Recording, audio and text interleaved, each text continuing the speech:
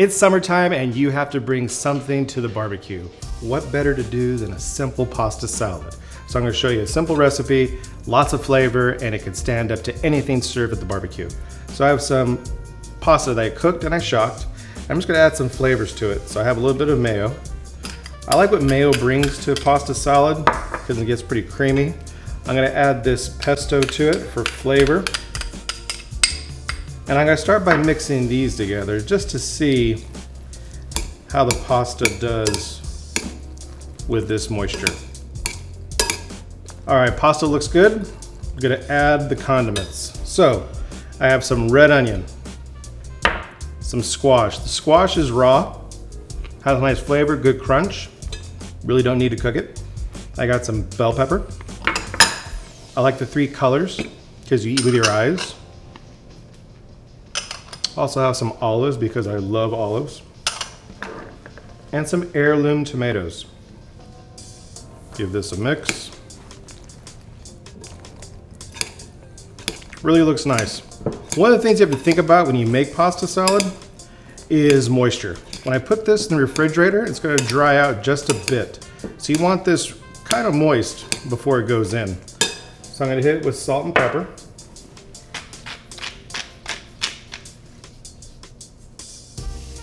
Also a little bit of rice wine vinegar, because what I'm going to add next is I really like these too because it goes well on the spoon, it fits. Pearl fresh mozzarella. Really like the product. So when you're eating this and you get that little bit of mozzarella on your spoon, it's just a nice little bite. Really looks moist.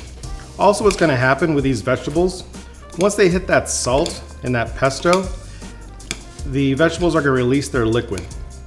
So this is going to get a little bit more moist as salt hits it. Looks pretty good. I'm going to hit it with a little bit of extra virgin olive oil. 1, because I like the taste, and 2, it'll stay moisturized. I think the pesto lends itself to beautiful color and original flavor. When people make pasta salad, a lot of times they use store-bought dressings. Preservatives. This is really fresh. Take a little bite.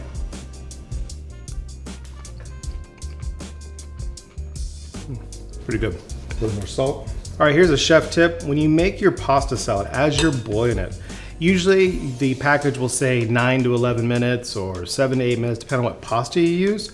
Go ahead and cook it a little bit past al dente. Nothing's worse than when you have a cold dish and the pasta really has a bite. This is one of the few times you'll slightly overcook your pasta. So it just lends itself to have better texture because yes, it's a pasta salad, but the stars of the dish are all the accessories that give you flavor. So just something to think about when you make your pasta.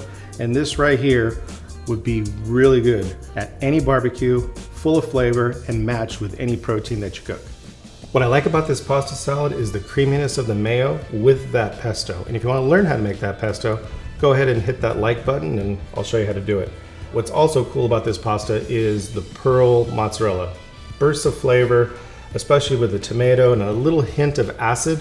When you do a pasta salad or even a potato salad, just hit it with a little bit of acid. That acid could be lemon or in this case rice wine vinegar because you need that pop to cut through the starch and the fattiness of the dish. Also, olives are a great way to incorporate that acid touch. So all in all, just a well-balanced dish, something you should definitely try for your next barbecue.